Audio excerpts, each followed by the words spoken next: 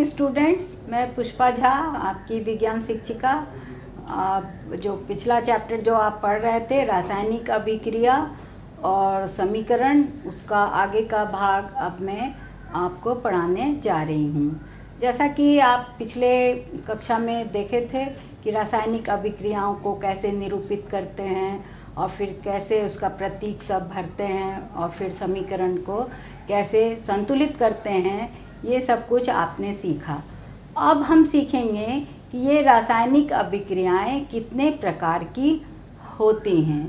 तो सर्वप्रथम जो रासायनिक अभिक्रिया है वह है संयोजन, कॉम्बिनेशन की अभिक्रिया। यह एक बहुत ही आपको अच्छा सा मैं उदाहरण आपको बताने जा रही हूँ। आप पान के दुकान पर देखे होंगे कि चूना लगाता है पान में, तो वो एक लकड़ी का उपयोग करता है। क्यों? क्योंकि वो जो चूना है वो जल में बहुत ही विगरसली रिएक्ट करता है और तब वो भकड़ा चूना बनता है, जिसको कि वो लोग पान में लगाता है। तो यह एक बहुत ही सुंदर कॉम्बिनेशन रिएक्शन है और एक्सोथर्मिक, कितना विगरस वो रिएक्शन है। और इसलिए आप देखे होंगे कि वह चूना लगाते हैं तो एक लकड़ी का उपयोग करते हैं। यह एक समीकरण हम लोग अभी देखने जा रहे हैं। तो सर्वप्रथम है हमारा संयोजन यानी कॉम्बिनेशन। कॉम्बिनेशन अभिक्रिया हम लोग सीखने जा रहे हैं जहाँ ज्वाइनिंग हो रहा है। अब हम लोग प्रथम रासायनिक अभिक्रिया के जो प्रकार है वो है संयोजन यानी कॉम्बिनेशन। 2 या 3 अभिकारक मिलकर एक प्रोडक्ट बनाएंगे, तो यहाँ ज्वाइनिंग हम लोग देखेंगे। जैसा कि अभी आपको मैंने उदाहरण दिया चूना का, तो हम लोग देखेंगे कि कैसे हम ये CaO, ये क्या है? कली चूना, और जिसमें जल मिलाया और यह बहुत ही विगरस रिएक्शन हुआ और CaOH2, ये भखड़ा चूना भी इसे कहते हैं, और इसमें बहुत सारा हीट मिला है। हीट को हम लोग इस तरह से दिखाते हैं। तो ये हीट मिला है, ये एक्सोथर्मिक अभिक्रिया है और इस रिएक्शन में इतना ज़्यादा ऊर्जा, ये हीट निकलती है कि उसे अगर आप छुएंगे तो आपका हाथ जल जाएगा। तो कैल्शियम ऑक्साइड भी सॉलिड है, ये हमारा लिक्विड है, और ये हमारा एक्वस, इसको कहते हैं हम लोग। क्या कहते हैं? एक्वस, यानी पानी मिल गया है तो ये एक्वस कहलाता है। तो ये कली चूना, ये भखड़ा चूना, और इसमें बहुत सारा ऊष्माक्षेपी अभिक्रिया हुई, बहुत सारा इसमें हीट पैदा हुआ है। यह एक वेरी कॉमन एग्जाम्पल है संयोजन का। आगे बढ़ के अब देखेंगे ये CaOH2 जो है वह धीरे धीरे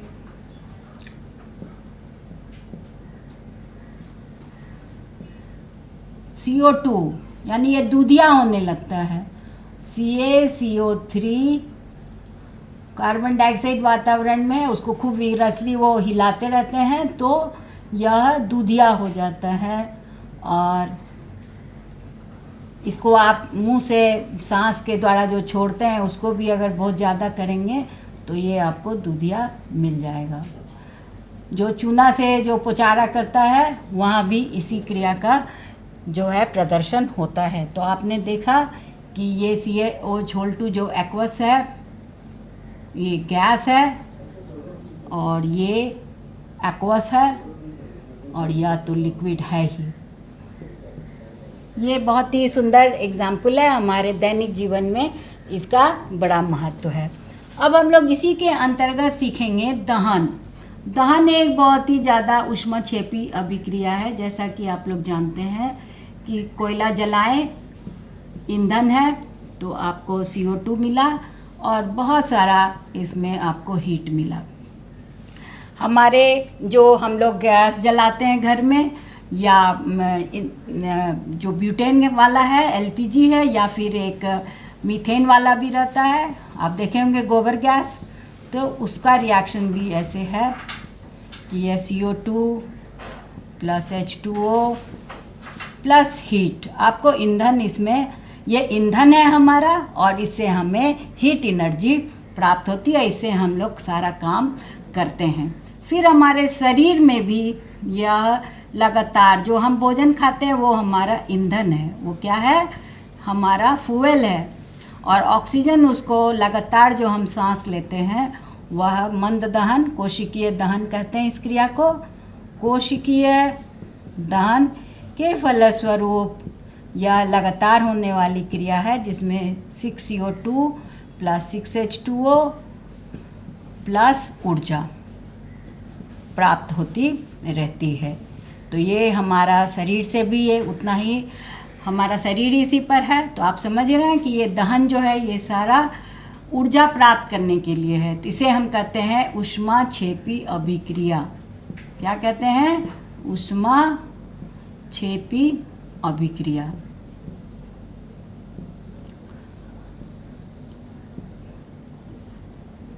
अब हम लोग दूसरा सीखेंगे, वह है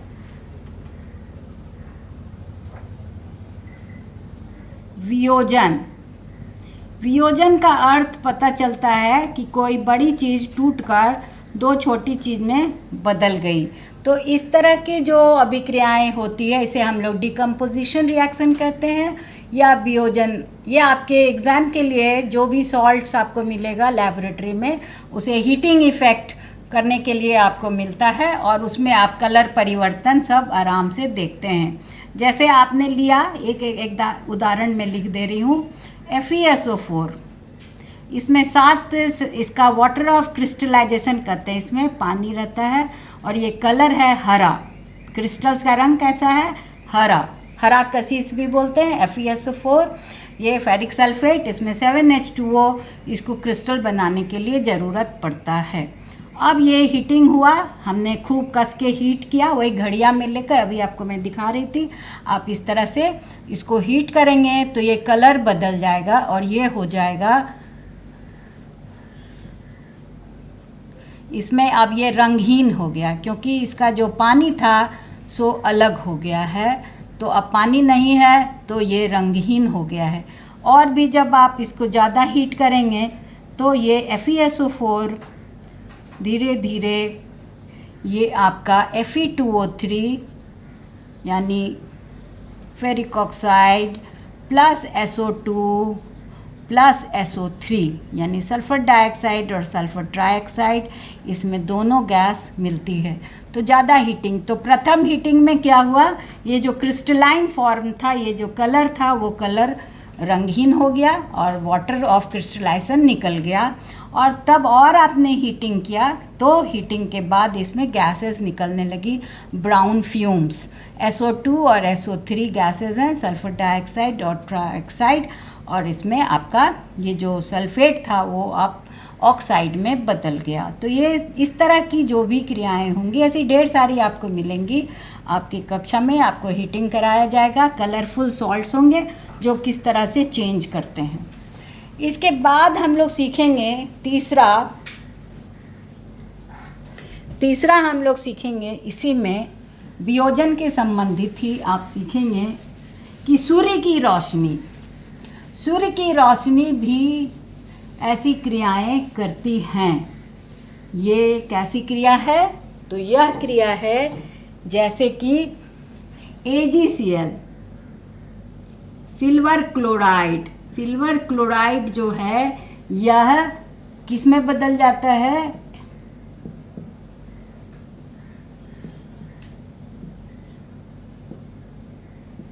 और क्या हमने दिया है? सूर्य का प्रकाश।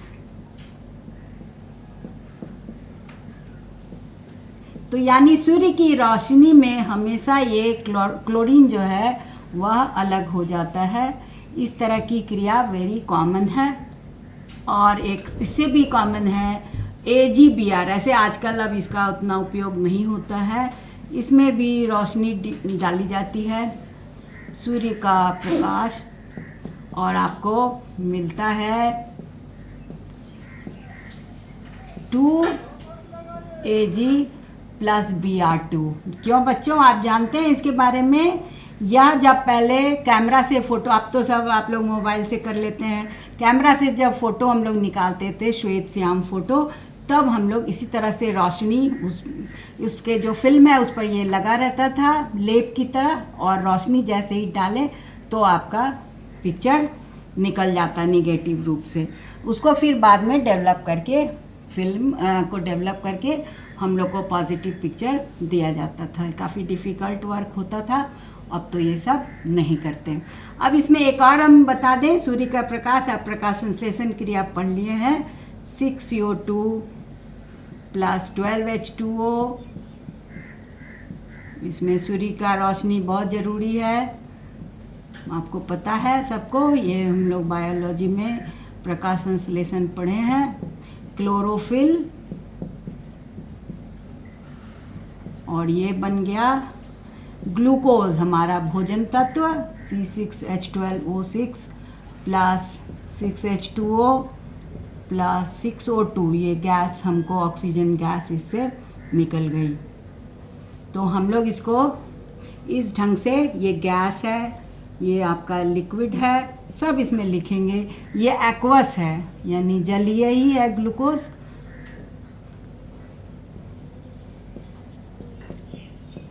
और ये जल ही मिला है और ये गैस मिला है।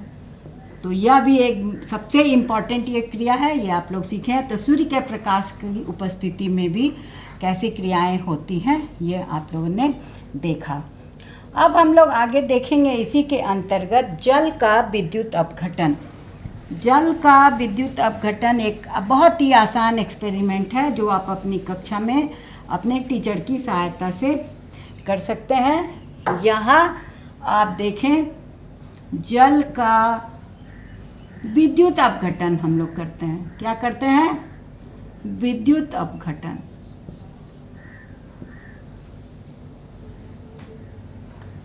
ये विद्युत अपघटन है। यहाँ H2O को हम लोगों ने इलेक्ट्रोलिसिस का निशान ऐसे देते हैं, H plus OH minus, hydrogen ion और हाइड्रोक्सिल आयन। और जब इसको हम लोग बैलेंस करेंगे तो हमें मिलेगा 2H2 प्लस O2। तो यहाँ आप बच्चों आपको दिखाई पड़ रहा है कि ये डबल मिलता है, यानी डबल हाइड्रोजन और उसका जस्ट हाफ जो है ऑक्सीजन, यानी एक ऑक्सीजन अणु तो 2 हाइड्रोजन अणु जो है मिलकर जल की रचना करते हैं। इसे हम एक्सपेरिमेंट के तौर पर भी अभी देखेंगे। कक्षा में आप लोग इसको बहुत ही आसान ढंग से कर सकते हैं। मैं यहाँ इसका एक चित्र बनाई हूँ, कृपया आप लोग इस चित्र की तरफ ध्यान दें। यह एक मग है, प्लास्टिक मग है, इसमें छेद कर दिया गया है और 2 इलेक्ट्रोड ग्रेफाइट के लगा दिए गए हैं, और इधर वाला एनोड है, उधर वाला कैथोड है, एक स्विच है और 6 वोल्ट का बैटरी लगा दिया गया है। अब इसमें जल भर दिए हैं, जल में थोड़ा सा 1-2 बूंद सल्फ्यूरिक अम्ल भी डालते हैं प्रतिक्रिया को तेज करने के लिए। ये टेस्ट ट्यूब में पानी भरकर हम लोग इस इलेक्ट्रोड पर पलट दिए हैं। धीरे धीरे रिएक्शन आरंभ होता है और कुछ ही देर में बुलबुला निकलने लगता है, और आप देखते हैं कि इसमें बहुत तेज़ी से बुलबुला निकला है और ये जल्दी जल्दी पानी को गिरा रहा है, और यहाँ हाइड्रोजन गैस बन रहा है, जबकि इसमें थोड़ा धीमा धीमा है, इसमें ऑक्सीजन गैस निकल रही। तो आपको दिखाई पड़ रहा है कि ऑक्सीजन का जस्ट डबल हाइड्रोजन गैस निकल रहा है। ऑक्सीजन आपके एनोड पर और हाइड्रोजन आपके कैथोड पर। धीरे में से आप थोड़ा देर रिएक्शन हो जाएगा तो आपको ज़्यादा गैस मिल जाएगा। फिर उसको आप सावधानी पूर्वक अंगूठे की सहायता से आप उसको उठा लेंगे और फिर सुलगती सीख ले जाएंगे ऑक्सीजन में, तो वो प्रज्वलित होगी, तो वह गैस ऑक्सीजन है। और दूसरे में एक नीली हल्की रोशनी के साथ पोप पोप की आवाज़ के साथ वो गैस ही जलने लगती है, तो यह हाइड्रोजन गैस है। तो ये एक अत्यंत सरल उपकरण बनाया जाता है जो कक्षा में टीचर आराम से दिखा सकते हैं। तो आप लोग इसको खुद भी बनाने का कोशिश करेंगे और इसको देखेंगे। अब हम लोग अगला देखते हैं विस्थापन अभिक्रिया या स्थानांतरण अभिक्रिया भी इसको हम लोग कह सकते हैं। ये है हमारा विस्थापन या डिस्प्लेसमेंट, यानी एक स्थान से दूसरे स्थान पे चला जाए, इसे कहते हैं विस्थापन, डिस्प्लेसमेंट अभिक्रिया, या स्थानांतरण भी कह सकते हैं, सब्स्टिट्यूशन रिएक्शन। डबल भी होता है और सिंगल भी होता है ये। इसके लिए आपको इलेक्ट्रोकेमिकल सीरीज़ यहाँ मैंने आपके लिए लिख दिया है, कृपया आप लोग इसको अच्छे से उतारेंगे, इस पर ध्यान देंगे कि जैसे सारे तत्व की रिएक्शन की दर जैसी है वो टॉप में है, और ज्यों-ज्यों वो घटती जाती है त्यों-त्यों वो नीचे की ओर जो भी तत्व हैं उनकी रिएक्शन की दर कम है, और यहाँ से तो बहुत ही कम है। तो आप देख रहे हैं कि सबसे अधिक है पोटाशियम, लिथियम पोटाशियम, फिर धीरे धीरे आप देखेंगे कैल्शियम, सोडियम, मैग्नीशियम, और फिर मिडिल लेवल में आप देखेंगे आयरन, जिंक, ये सब है, थोड़ा धीमे धीमे करता है। और लेड पर आते हुए बहुत ही कम प्रतिक्रिया देता है, और वहाँ हाइड्रोजन का स्थान है। पीरियोडिक टेबल में आप देखेंगे कि वो मेटल के साथ ही जैसा बिहेव करता है, ये इसलिए उसको वहाँ भी स्थान मिला हुआ है ग्रुप 1A में। और उसके जस्ट नीचे सभी नोबल उत्कृष्ट धातुएं हैं, कॉपर, मरकरी, चांदी, एजी, एयू सोना, और प्लेटिनम जो सबसे लीस्ट है। तो ये थोड़ा सा आगे आप पढ़ेंगे। मैंने जब विस्थापन पढ़ाना शुरू किया है तो मैं सोची कि आपको थोड़ा इसका एक फर्स्ट राउंड थोड़ी सी जानकारी दे दूं कि कैसे जो अधिक एक्टिव है, यहाँ आप देख रहे हैं कि अधिक एक्टिव है आयरन, और वह कॉपर हटा दिया और कॉपर अलग हो गया है और FeSO4 बन गया। ये एक्सपेरिमेंट भी बहुत सरल है, आप लैब में करेंगे, जिसमें ये नीला रंग का था, और जब आपने इसमें आयरन चूर्ण डाला कुछ देर बाद वो कलर हरा हो गया है। यह एक्सपेरिमेंट आप कक्षा में कर सकते हैं। इसके बाद इसमें ढेर सारा आप जितना भी बनाना चाहें बना सकते हैं।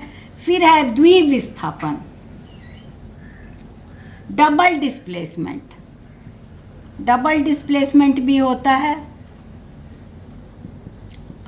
यानी कि डबल डिस्प्लेसमेंट एक अच्छा समझने वाला रिएक्शन है, जिसमें कि आप देखेंगे कि या तो जल निकलेगा, क्या क्या निकल सकता है, वाटर, या कोई गैस, और या कोई प्रेसिपिटेट, यानी कोई ठोस जो नीचे तलहटी में जम जाए, अवक्षेप, प्रेसिपिटेट। इसे आप हिंदी भी लिख लें, इंग्लिश भी लिख लें, ये अवक्षेप। तो ये डबल डिस्प्लेसमेंट का ये खासियत है कि आप लोग देखेंगे या तो पानी निकला, या तो गैस निकला कोई, या तो कोई अवक्षेप निकला है। यह क्रिया हम लोग एक देखते हैं, जैसे Na2SO4, ये क्या है, सोडियम सल्फेट, और इसमें बेरियम क्लोराइड, ये दोनों सॉल्यूशन है। क्या है ये, सॉल्यूशन है। तो सॉल्यूशन को हम लोग एक्वस लिखते हैं, एक्वस है। और इसमें हम देखते हैं कि एक अवक्षेप प्राप्त होता है, जैसे इसका पॉजिटिव उसके निगेटिव से मिल जाएगा, ये सारे सॉल्ट्स हैं, और इसका पॉजिटिव इसके निगेटिव से मिल जाएगा। इतना ये सिंपल है। तो आप Na2 और Cl को ले जाएं तो ये बन गया आपका 2NaCl, और अवक्षेप क्या मिला, BaSO4, बेरियम सल्फेट का आपको अवक्षेप ठोस प्राप्त हुआ, जो आपके बीकर में नीचे जम जाएगा। तो यह एक डबल डिस्प्लेसमेंट मेथड आपको मैंने सिखाई कि इसमें आप देख रहे हैं कि आपको ठोस प्राप्त होता है। अब हम लोग आगे बढ़ेंगे, उपचयन और अपचयन। उपचयन और अपचयन एक बहुत ही इम्पॉर्टेंट रिएक्शन है। जब अगर दोनों होगा तो रिडॉक्स रिएक्शन हम लोग उसको कहते हैं। उपचयन और अपचयन। उपचयन, अब हम लोग सीखने जा रहे हैं उपचयन अपचयन अभिक्रिया। उपचयन को अंग्रेजी में ऑक्सीडेशन कहते हैं और अपचयन को रिडक्शन कहते हैं। उपचयन नाम से ही लगता है जैसे उसमें ऑक्सीजन का संयोग होगा। तो जो भी रिएक्शन में ऑक्सीजन का संयोग होगा या कोई भी, पहले आप देख लें कि ये रिएक्शन हम बना रहे हैं जिसमें ऑक्सीजन का संयोग हो रहा है, CuO 2CuO। ये कॉपर है, वो ऑक्सीजन से हीटिंग किए हैं इसको, तो हमको मिला है ये कॉपर ऑक्साइड। इसमें आप देख रहे हैं कि ऑक्सीजन का ज्वाइनिंग हो रहा है। तो इस तरह की अभिक्रिया को हम कहते हैं ऑक्सीडेशन। अगर इसमें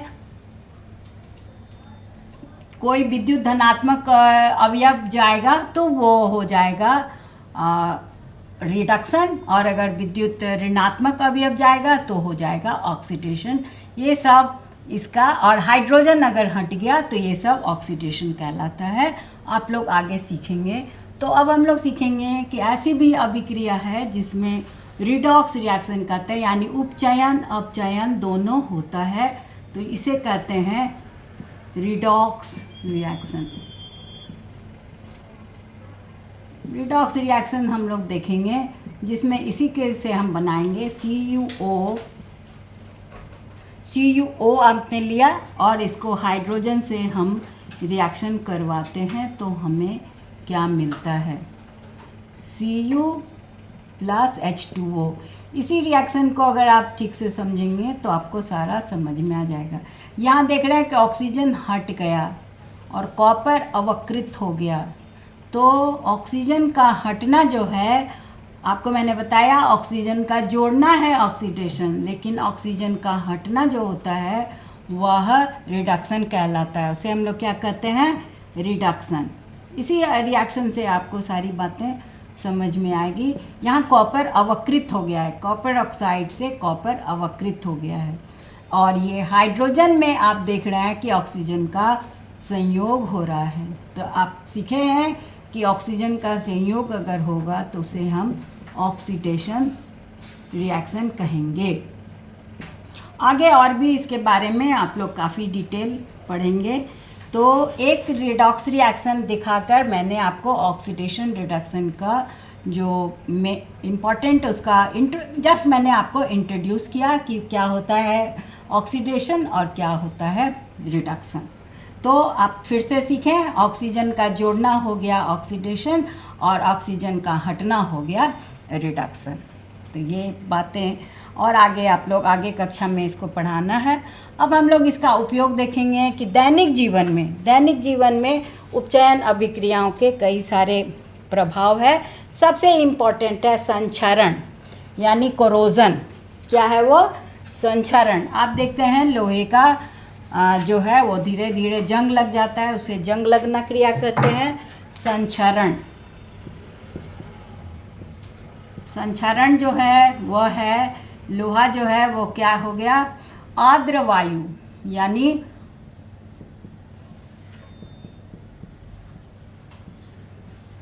FeOH3 ये जंग है, इसे ही हम जंग कहते हैं। ये लाल भूरा रंग का हो जाता है और ये ब्रिटल हो जाता है, टूटने लगता है। तो इस तरह से हम लोग का जो बहुत सारा इंडस्ट्री को क्षति पहुंचता है कि सारी चीज़ें, आयरन सभ्यता आप जानते हैं कि लोहे पर ही हमारी सारी सभ्यता टिकी हुई है। तो बड़े बड़े रेलवे के और बहुत सारा इंडस्ट्री और बहुत कुछ, हमारे खिड़की दरवाजे चारों तरफ जहाँ भी आपने लगाया लोहा का उपयोग किया, वो सब जंग लगने से जो है ब्रिटल हो जाता है, ख़राब हो जाता है, इकोनॉमी को बहुत ही नुकसान करता है। इसीलिए उस पर हम लोग एक पेंट चढ़ाते हैं। तो ये सारी बातें आप आगे पढ़ेंगे। इसके बाद है विकृत गंधिता। ये दो हमारे जीवन में इम्पॉर्टेंट उपचयन के उदाहरण हैं। ये है कि तेल, घी, बटर, ये सब जो है, ये सब हवा में कुछ दिन छोड़ देने से धीरे धीरे ये अजीब गंध करने लगते हैं और वो खाने योग्य नहीं रहते हैं। इस क्रिया को रैंसिडिटी भी कहते हैं। आप लोग कभी देखिएगा कि ये रैंसिडिटी, आप कोई इस तरह से बातों में आ जाता है कि ये रैंसिड हो गया, ये जो बटर है, घी है, तेल है, ये सब महक रहा है, एक अजीब टाइप का गंध आ रहा है। इसे विकृत गंधिता कहते हैं, रैंसिडिटी कहते हैं बच्चों। तो आज हम लोग तरह तरह के रिएक्शंस, तरह तरह की जो एक्सपेरिमेंट्स हैं जिसमें कि आप क्वेश्चंस बनाएंगे। एक क्वेश्चन मैं आपको दे रही हूँ, वो क्वेश्चन है जैसे बेरियम हाइड्रोक्साइड आपने लिया,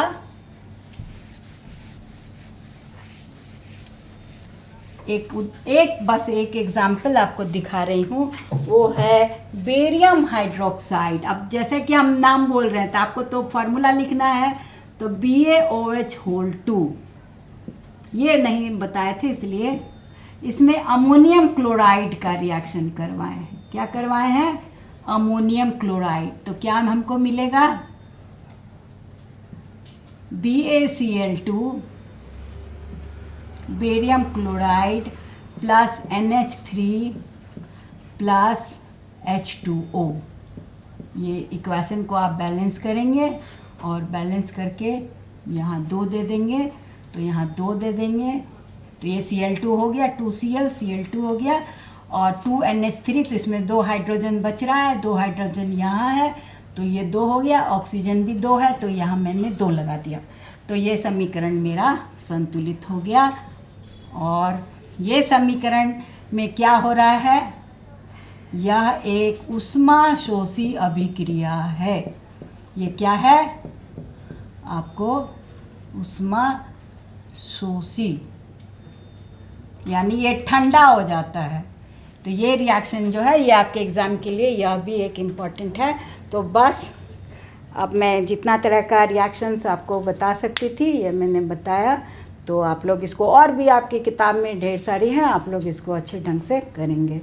आओ हम तुम मिलकर अभी करें सुरक्षा हम सब की, हाथों को करें सैनिटाइज, 2 गज हो दूरी है सबसे जरूरी, पहनो मास्क जब भी बाहर जाएं, फोन पे ही पूछे सबका हाल चाल, घर से ना निकले कोशिश करें, घर से ना निकले कोशिश करें, ना छुए चेहरे को हाथों से।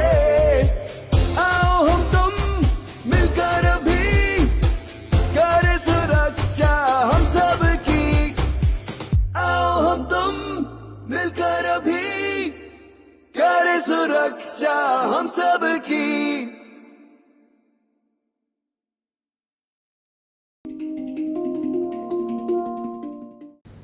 नमस्ते बच्चों, आज मैं फिर आपके सामने प्रस्तुत हूँ संस्कृत का एक नया अध्याय लेकर, जिसमें आपका परिचय मैं क्रिया के सभी रूपों से करवाऊंगी। विभिन्न कालों के अनुसार उसके रूप जो बदलते रहते हैं उनका परिचय मैं आज आपको करवा रही हूँ।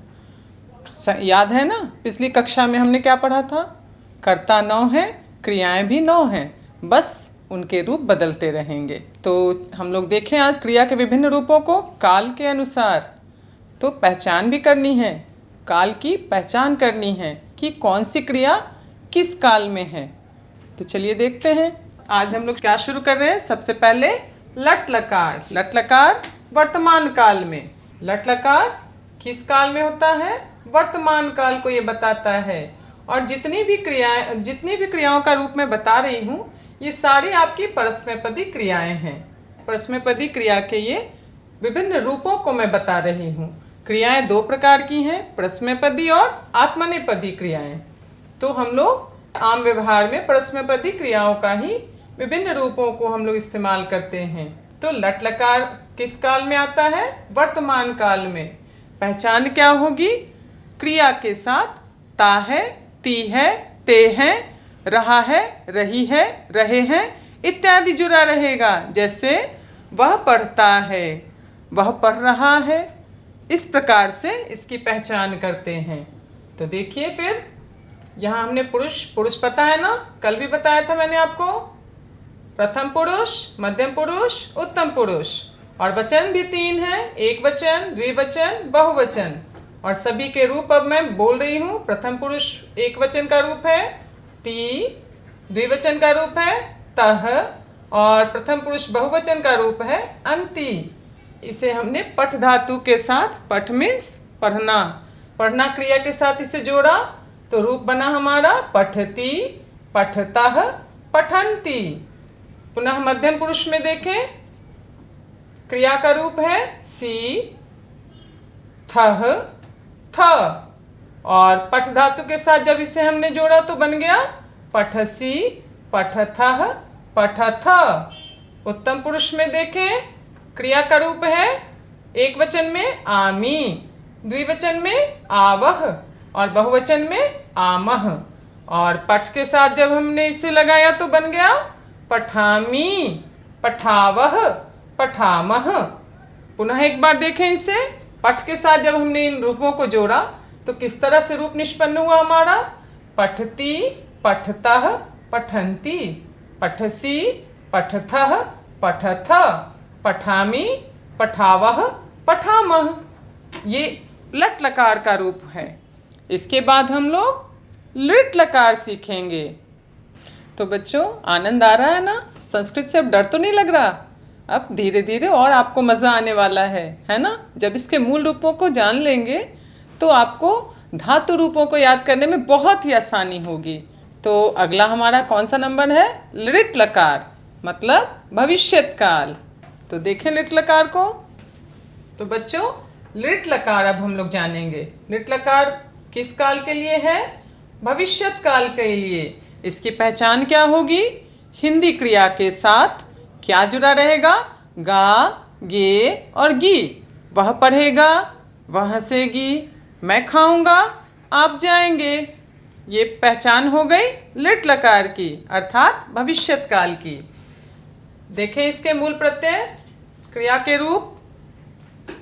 प्रथम पुरुष एक वचन में श्यति, प्रथम पुरुष द्विवचन में श्यतः, बहुवचन में स्यन्ति। पठ के साथ जब इसे लगाया तो हो गया पठिष्यति, पठिष्यतः और पठिष्यन्ति। मध्यम पुरुष का रूप देखें, श्यसि, स्यथः, स्यथ। पठ के साथ जब इसे जोड़ा बन गया पठिष्यसि, पठिष्यथः, पठिष्यथ। उत्तम पुरुष का रूप श्यामी, श्यावः, श्यामः। पठ के साथ जब इसे लगाया क्या बना? पठिष्यामि, पठिष्यावः, पठिष्यामः। इस प्रकार से पठ धातु का रूप हमारा लिट लकार में तैयार हो गया। एक बार फिर से रिपीट कर ले, हमें दोहराए इसे। पठिष्यति, पठिष्यतः, पठिष्यन्ति, पठिष्यसि, पठिष्यथः, पठिष्यथ, पठिष्यामि, पठिष्यावः, पठिष्यामः। बच्चों संस्कृत जो है वो बड़े ही आनंदपूर्ण तरीके से पढ़ने की चीज़ है। जैसे ही आप इसमें आनंद लेना शुरू करते हैं ना, आप इसमें डूबते चले जाएंगे। यह अथाह समुद्र है, जितने ही गोते लगाएंगे उतने ही नई नई बातें इसमें आपको सीखने को मिलेंगी और आपको मज़ा आएगा। तो बच्चों कैसा लग रहा है आपको? अब डर तो नहीं लग रहा संस्कृत से? बिल्कुल नहीं लगेगा, और ये डर धीरे धीरे करके भागने वाला है। अगला हमारा लकार आया लोट लकार। अब हम लोग लोट लकार सीखेंगे। लोट लकार का प्रयोग आज्ञा देने में, आदेश देने में और अनुमति लेने में किया जाता है। और कैसे हम आज्ञा जैसे देते हैं ना किसी को, यहाँ आओ, चले जाओ, कृपा करके मेरी मदद करो। तो इस प्रकार के जब वाक्य आए तो वहाँ पे हम लोट लकार का इस्तेमाल करते हैं। इसके क्रिया के रूप देखें। प्रथम पुरुष एक वचन में तू, द्विवचन में ताम और बहुवचन अंतु। और जब पठ के साथ इसे लगाया बन गया पठतु, पठताम, पठन्तु। मध्यम पुरुष एक वचन अ और ही, द्विवचन में तम और बहुवचन त। पठ के साथ जब इसे लगाया पठ और पठ ही भी रूप होता है। द्विवचन का रूप हुआ पठतम और बहुवचन पठत। उत्तम पुरुष का रूप देखें। उत्तम पुरुष एक वचन आनी, द्विवचन आव और बहुवचन आम। जब पठ के साथ इसे जोड़ा पठानी, पठाव, पठाम। बच्चों आप एक चीज आप नोटिस कर रहे हैं क्या? मैंने सभी में नंबरिंग वैसे ही दे रखा है जैसा कि मैंने आपको पिछले कक्षा में बताया। 1 से 9 तक इसके नंबर दे रखे हैं। मैंने बताया था ना कि क्रियाएं 9 ही हैं, उनके रूप बदलते रहेंगे। तो फिर से एक बार देखें, जब इसे हमने पठ के साथ लगाया, पठ धातु अर्थात पठ मीन्स पढ़ना, पठ के साथ लगाया क्या बना, पठतु पठताम पठन्तु, पठ पठतम पठत, पठानी पठाव पठाम। इस लकार की एक विशेषता क्या है, आप देख रहे हैं, इसमें कहीं भी विसर्ग नहीं है ना। तो ये एक पहचान हो गई, लोट लकार में कहीं विसर्ग नहीं होता। तो अगला लकार फिर हम सीखें। तो बच्चों मज़ा आ रहा है ना। अब अगला लकार हमारा कौन सा है, लंग लकार, जिसको भूतकाल कहते हैं। अरे डरने की आवश्यकता नहीं है, ये भूतकाल कोई भूत नहीं है, बस क्रिया के रूप को हमें याद रखना है। जैसे जो कार्य हमने कर लिए ना, जो काम हमने कल किया वो भूत बन गया। तो अब हम लोग लंग लकार देखेंगे। वाक्यों में इसकी पहचान कैसे करेंगे, भूतकाल की पहचान।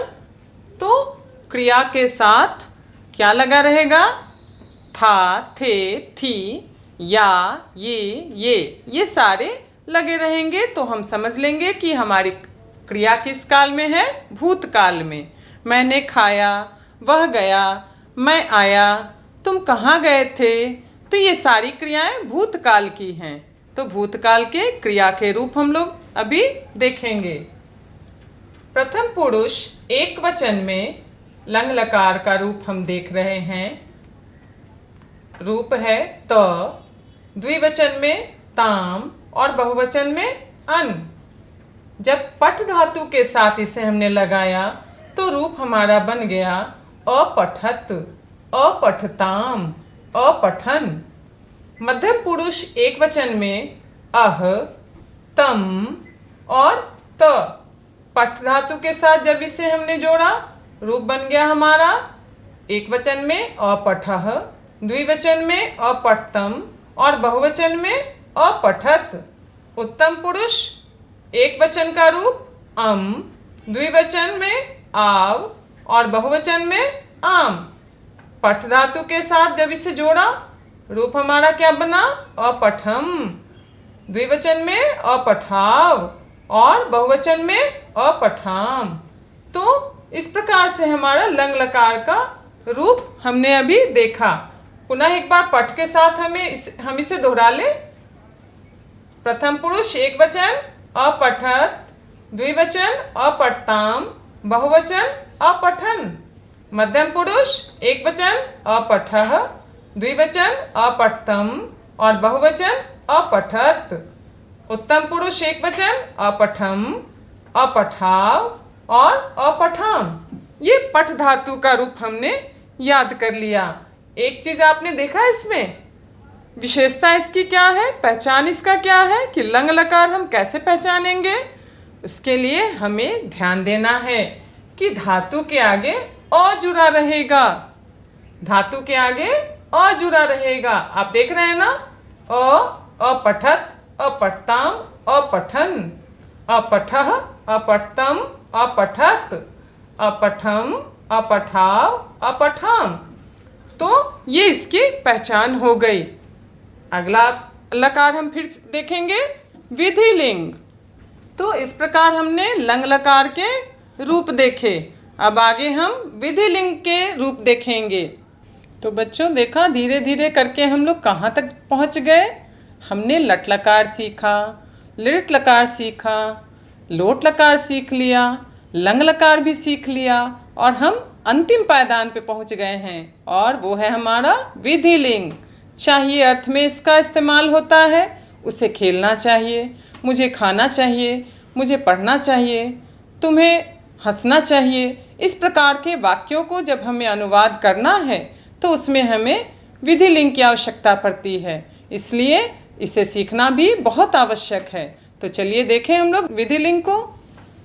तो बच्चों अनुवाद के लिए जैसा कि आपको अभी तक कर्ता के रूप तो निश्चित थे, क्रिया के रूप भी निश्चित हैं, बस उनके रूप बदल रहे हैं, काल बदल रहे हैं, रूप बदल रहे हैं। तो चलिए इसी क्रम में हमारा विधिलिंग है, चाहिए अर्थ में इसका इस्तेमाल करते हैं। रूप है प्रथम पुरुष एक वचन में एत, द्विवचन में एताम, बहुवचन में एयुः। और जब पठ के साथ इसे हमने लगाया तो रूप हमारा बन गया पठेत, पठेताम, पठेयुः। मध्यम पुरुष एक वचन में एह, द्विवचन में एतम और बहुवचन में एत। जब पठ के साथ इसे जोड़ा तो रूप हमारा क्या बना? पठेह, पठेतम और पठेत। उत्तम पुरुष एक वचन का रूप है एयम, द्विवचन का रूप है एव और बहुवचन का रूप है एम। और जब इसे हमने पठ धातु के साथ जोड़ा तो रूप हमारा क्या बन के आया? पठेयम, पठेव और पठेम। तो इस प्रकार से हमने सभी क्रियाओं का विभिन्न कालों के अनुसार उसका ज्ञान प्राप्त किया। और आपको एक बात मैं और बताना चाहूँगी कि हमने इसे पठ के साथ जोड़ा है। आप इसी प्रकार से गम, हस, वद, खाद इत्यादि के रूप भी आप लिख सकते हैं और याद कर सकते हैं और आपके अनुवाद चुटकियों में बनेंगे। तो बच्चों, इस प्रकार हमने क्रिया के विभिन्न रूपों को देखा उनके कालों के अनुसार। सर्वप्रथम हमने उसे लट लकार में देखा, फिर लिट लकार में देखा, फिर लोट लकार में देखा और लंग लकार में, और सबसे अंतिम में हमने विधिलिंग देखा। तो बच्चों, इस प्रकार आपने देखा कि इनको याद करना कितना आसान है। क्रिया के विभिन्न रूपों को हमने उनके कालों के अनुसार देखा। सबसे पहले हमने वर्तमान काल अर्थात लट लकार में देखा, फिर उसे हमने लोट लकार में देखा, फिर लिट लकार में, फिर लंग लकार में और सबसे अंतिम में हमने विधिलिंग को देखा। तो अब तो धीरे धीरे आपकी इससे मित्रता हो गई ना। अब तो संस्कृत कठिन नहीं लगता। एक कहावत है ना, कृते प्रयत्ने किम न लभेता एवं संति विचारा। ये एक गीत के बोल हैं जो मैंने आपको अभी सुनाया कि प्रयास करने से क्या नहीं सुगम हो सकता, आसान हो सकता। तो आप संस्कृत को जटिल भाषा नहीं बल्कि बिल्कुल सरल भाषा समझिए। ये आपके साथ बिल्कुल मित्र की तरह आपके साथ व्यवहार करेगी ये भाषा। और फिर अब हम क्या देखेंगे? अभी हमें सभी लकारों पर आधारित कुछ हम उदाहरण आपके सामने प्रस्तुत कर रहे हैं, तो आप इन्हें भी देखिए, समझिए और सीखिए। तो बच्चों, हमने पांचों लकार के रूप, क्रिया के रूप देखे पांचों लकार में। अब उन पे आधारित हम कुछ उदाहरण भी देख लेते हैं, तो इससे आपका ज्ञान और प्रबल हो जाएगा और आपका अनुवाद की जो क्लिष्टता है वो आसान हो जाएगी। तो पहला हमारा देखें, वह पुस्तक पढ़ता है। किस लकार का ये वाक्य है? किस काल का वाक्य है ये? वर्तमान काल का, लट लकार का। रूप हमारा क्या था क्रिया का? ती तह अंति, सी थह थ, आमी आवह आमह। तो हमने सह, वह पुस्तक पढ़ता है, और इसका लिंग भी हमें पता चल रहा है। लिंग कौन सा है? पुल्लिंग। पुल्लिंग रूप का कर्ता हमने देखा प्रथम पुरुष एक वचन का है, तो क्रिया भी हमारी प्रथम पुरुष एक वचन की होगी। और हमने कल ये भी देखा था कि कारक के चिन्ह विभक्तियां उनको भी हमने सीखा था। तो आज हम उन सभी का प्रयोग इन वाक्यों में करेंगे। वह पुस्तक पढ़ता है, यहाँ कर्म का चिन्ह शून्य है, यहाँ आपको गौण रूप में को है। वह पुस्तक पढ़ता है मतलब क्या? वह पुस्तक को पढ़ता है। ठीक है, तो कर्म में कौन सी विभक्ति होती है? द्वितीया। तो हमारा अनुवाद क्या बनेगा? सह पुस्तकम पठति, सह पुस्तकम पठति। हम लोग संस्कृत पढ़ रहे हैं। ये किस पुरुष का वाक्य है? हम लोग, कर्ता का टेबल याद है ना? हम लोग किस में आएगा? हम लोग आएगा 9वें नंबर पे। उत्तम पुरुष बहुवचन का करता है ये, तो इसकी क्रिया भी उत्तम पुरुष बहुवचन की होगी। तो वयम की क्रिया क्या होगी? आमह। और कर्म यहाँ क्या है? संस्कृत। तो कर्म में द्वितीय विभक्ति। हमारा अनुवाद क्या बना? वयम संस्कृतम पठामह। यहाँ पठामह दिया मैंने, लेकिन क्रिया के साथ तो रहे हैं जुड़ा हुआ है। तो मैंने बताया ही कि लट लकार की पहचान क्या है? क्रिया के साथ ता है, ती है, ते है, रहा है, रही है और रहे हैं जुड़ा रहेगा। तो हमारा अनुवाद क्या बना? वयम संस्कृतम पठामह। पुनः तीसरा देखें। तीसरे में क्या दिख रहा है? सोहन पुस्तक पढ़ेगा। सोहन पुस्तक पढ़ेगा। किस काल का यह वाक्य है? क्रिया के साथ तो गा जुड़ा हुआ है, निश्चित यह लिट लकार का वाक्य है। तो हमारा अनुवाद क्या होगा?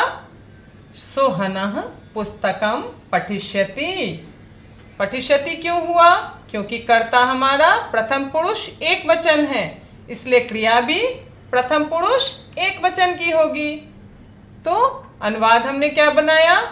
सोहनः पुस्तकम पठिष्यति। अगला देखें, तुम व्याकरण पढ़ोगे। अब ये किस पुरुष का कर्ता है भाई? तुम व्याकरण पढ़ोगे। तुम किस पुरुष में आता है? याद है कर्ता का टेबल? जी, मध्यम पुरुष एक वचन, अर्थात चौथे नंबर पर। तो हमने क्या बनाया अनुवाद? त्वं व्याकरणम पठिष्यसि। त्वं की क्रिया क्या हो गई? सी। त्वं व्याकरणम पठिष्यसि। इसी तरह आगे बढ़ेंगे। तो बच्चों, लट लकार तो बहुत आसान था। अब हम आगे बढ़े, लिट लकार को देखेंगे। लिट लकार मीन्स भविष्यत काल। सोहन पुस्तक पढ़ेगा। देखा, क्रिया के साथ गा है ना जुड़ा हुआ। तो लिट लकार के हम क्रिया के रूप हमने याद किए ना? श्यति, श्यतः, स्यन्ति, श्यसि, श्यथः, श्यथा, श्यामी, श्यावः, श्यामः। तो हम अब यहाँ देखें, सोहन पुस्तक पढ़ेगा। सोहन किस पुरुष का करता है? सोहन किस पुरुष का करता है? जैसा कि मैंने बताया था, जितने भी नाम होंगे वो सब प्रथम पुरुष एक वचन में आएंगे। एक नाम है तो एक वचन में, दो नाम है तो भी एक ही वचन में रहेंगे। पुनः आगे देखें, वे लोग घर जाएं। क्या पता चल रहा है इसमें? वे लोग घर जाएं, मतलब अनुमति ली जा रही है। तो ये किस लकार में आ गया? ये लोट लकार में आ गया। ये लोट लकार का वाक्य हुआ। लोट लकार के क्रिया के रूप क्या थे? तू, ताम, अंतु, ही, तम, त, आनी, आव, आम। तो हमने क्या बनाया इसके लिए? वे लोग किस पुरुष का है? प्रथम पुरुष बहुवचन, बिल्कुल सही। और अनुवाद क्या बनेगा? ते गृहम गच्छन्तु। प्रथम पुरुष बहुवचन का कर्ता, क्रिया भी प्रथम पुरुष बहुवचन की। ठीक है, आगे फिर देखें, तुम लोग संस्कृत पढ़ो। बोला जा रहा है ना, तुम लोग संस्कृत पढ़ो, मतलब आपको आज्ञा दिया जा रहा है। क्या बना इसका अनुवाद? यूयम संस्कृतम पठत। मध्यम पुरुष बहुवचन की करता है और क्रिया भी मध्यम पुरुष बहुवचन की हो गई। तो क्या बना अनुवाद? यूयम संस्कृतम पठत। आगे बढ़े हम फिर, हम लोग विद्यालय गए। हम लोग विद्यालय गए। क्या पता चल रहा है? किस काल का वाक्य है ये? भूतकाल का वाक्य है ये। तो भूतकाल मतलब लंग लकार। इसके मूल प्रत्यय क्या है? त, ताम, अन, अह, तम, त, अम, आओ, आम। तो वाक्य को देखें फिर से, हम लोग विद्यालय गए। हम लोग किस पुरुष का ये करता है भाई? जी हाँ, ये उत्तम पुरुष बहुवचन का करता है। तो क्रिया क्या होगी? उत्तम पुरुष बहुवचन की। लंग लकार में उत्तम पुरुष बहुवचन की क्रिया होगी। और अनुवाद बनेगा, वयम विद्यालयम अगच्छाम। वयम विद्यालयम अगच्छाम। यहाँ एक चीज और ध्यान दिया आपने, फिर यहाँ मैंने म हलंत लिखा। क्यों लिखा? मैंने बताया था ना, क्योंकि म हलंत के बाद अगर कोई स्वर वर्ण आएगा तो वो म हलंत अपने रूप में रहेगा। अगर यहाँ कोई व्यंजन वर्ण आता तो ये म हलंत अनुस्वार में बदल जाता, जैसा कि इससे पहले मैंने किया। फिर आगे देखें हम, मैंने वेद पढ़ लिया। पढ़ने का काम मेरा समाप्त हो गया है ना? मतलब ये भी भूतकाल का वाक्य है, अर्थात लंग लकार का। ठीक वैसे ही बनेगा जैसे हमने पहले बनाया। क्या बनेगा? पहले तो कर्ता देखें किस पुरुष का है, किस पुरुष किस वचन में है। मैंने मतलब मैं किस में हूं भाई? तो मैं उत्तम पुरुष एक वचन में है। तो उत्तम पुरुष एक वचन में क्या होता है? अहम। अहम की क्रिया क्या होगी? अम, यानी अपठम। अहम वेदम अपठम। इसके आगे बढ़े, तुम्हें घर जाना चाहिए। आ गया ना चाहिए अर्थ में? विधिलिंग। कौन सा? विधिलिंग। चाहिए अर्थ में कौन सा इस्तेमाल करते हैं? विधिलिंग। इसके क्रिया के रूप क्या होते हैं? एतेताम एयुः, एह एतम एत, एयम एव एम। तो हमारा अनुवाद कैसे बनेगा? तो कर्ता की पहचान हो गई है ना, किस पुरुष में है? मध्यम पुरुष एक वचन में। तो क्रिया भी मध्यम पुरुष एक वचन की होगी विधिलिंग में। तो अनुवाद क्या बना? त्वम गृहम गच्छेह। त्वम गृहम गच्छेह। और सबसे अंत में हमें क्या मिला? एक और वाक्य है, उसे संस्कृत पढ़ना चाहिए। उसे किसे? वह का रूप है ये। उसे संस्कृत पढ़ना चाहिए। तो क्या बनाएंगे अनुवाद? सह संस्कृतम पठेत। सह संस्कृतम पठेत। तो इस प्रकार से देखा बच्चों कितना आसान होता है अनुवाद बनाना। तो अब तो कभी परेशानी नहीं होगी आपको, और ये भाषा कभी भी आपके लिए कठिन नहीं हो सकती।